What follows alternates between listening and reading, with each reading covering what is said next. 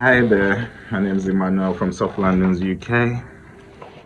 So, yes, we are here today to speak a bit about renting accommodation in the UK when you don't have the requirements that are needed upfront. As I have said in a previous video, you need 3 months bank statement to prove UK bank credit history, 3 months of pay slips from a UK employer to to show proof of income, and you need your right to work, right to rent. I beg your pardon.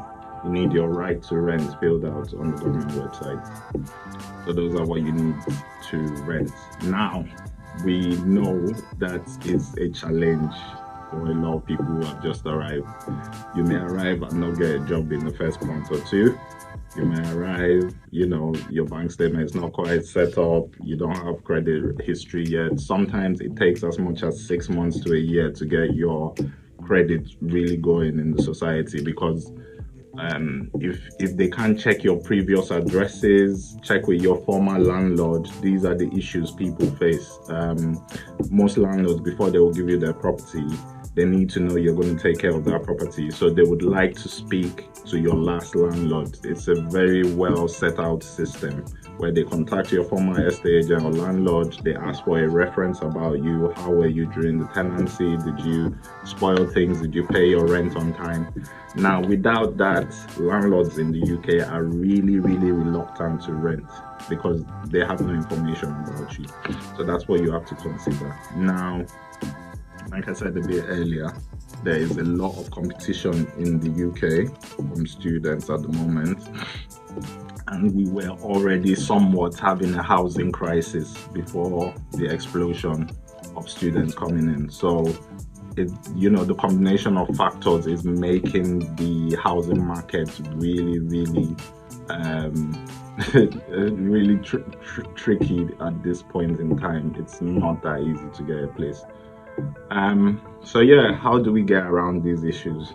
Now, sometimes we have properties where we manage for landlords, we work with developers, people who are just bringing new properties onto the market, and we work with estate agents who may be a bit more lenient on the referencing checks, but ultimately it's down to the landlord in question to say, I'm happy to take someone who doesn't have the full normal requirements, so how do we get around this? One way is the advance rent route. Now, we're putting this out there because it comes as a shocker to a lot of people. You may think you have done your research from Nigeria by looking on the property website here, and you see that you can pay 1 month rent, 1 month deposit, and you think, okay, that's £800, £1,600, we are okay. Those information you see on those websites don't really apply to you if you've just arrived in the country, because you have no credit history. They can't check. It's basically saying, can we trust you to give you this house, and will you pay on time? Because we have no history about you. If we know where you've rented for the last 2 years or 3 years, we can speak to the landlord, we can get a better picture about you, how you were in that tenancy. When they don't have that, this is where the issues come in. Now, one way to get around that is with advance rent. Advance rent is simply, the easiest way to describe it is how you pay rent in Nigeria. You pay a year upfront. So most contracts here will be either 6 months or a 12-month contract is what you will be getting. Now, if you can prove to the landlord that out of 12 months, you can pay 6 months upfront, first of all, what that does is that landlord will now be more open to you, because first of all, if he rents to a normal person, he's only going to get 1 month rent, 1 month deposit. So that's a lot of cash in the landlord's pocket. Like, oh, 6 months I can go do something. I can go on holiday. I can, pay for another house or pay off my bills or sort of thing.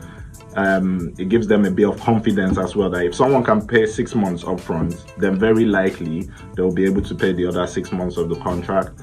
There's also the issue of you've just arrived in the country, In some cases, both parents, both people arriving as students. Sometimes one is a student, one is working full time. Now, you have to understand that most property rents for the size of a family in the UK, it requires two salaries to pay. So if, for instance, your wife is in university and you're the husband, you're working full time, your full-time wage, the rent will take at least 2/3 of what you earn monthly.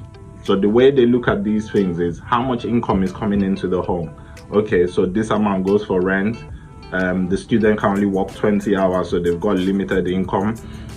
What is left? You guys will have to eat. You have to feed your kids. You have to do that.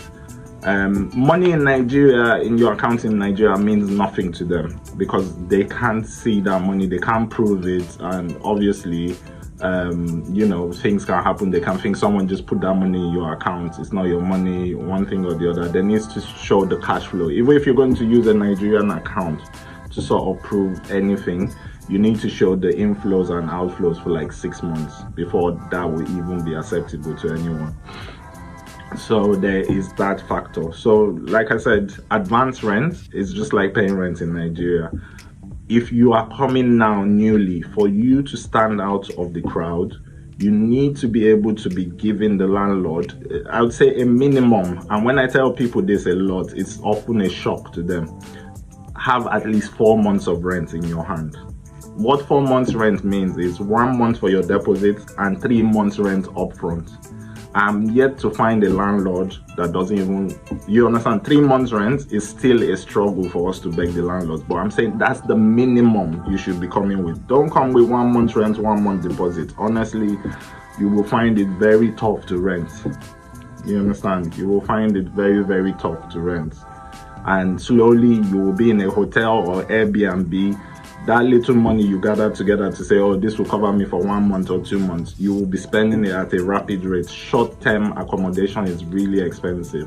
Airbnbs and the rest, what you'll be paying for a month somewhere else for a full flat is what you'll pay in a week or less than 2 weeks for Airbnb. So we're just putting this out there so people are a bit more prepared about the challenges, for when you come. I mean, I'm going to start hosting a live show every Sunday evening from next week. So if you have more questions, I know there's a lot of people coming for December and January intake. So this is a good time to start, finalizing your plans and getting things together. And certainly reach out to us, send us a question in the DMs. We'll always try to get back. Thank you.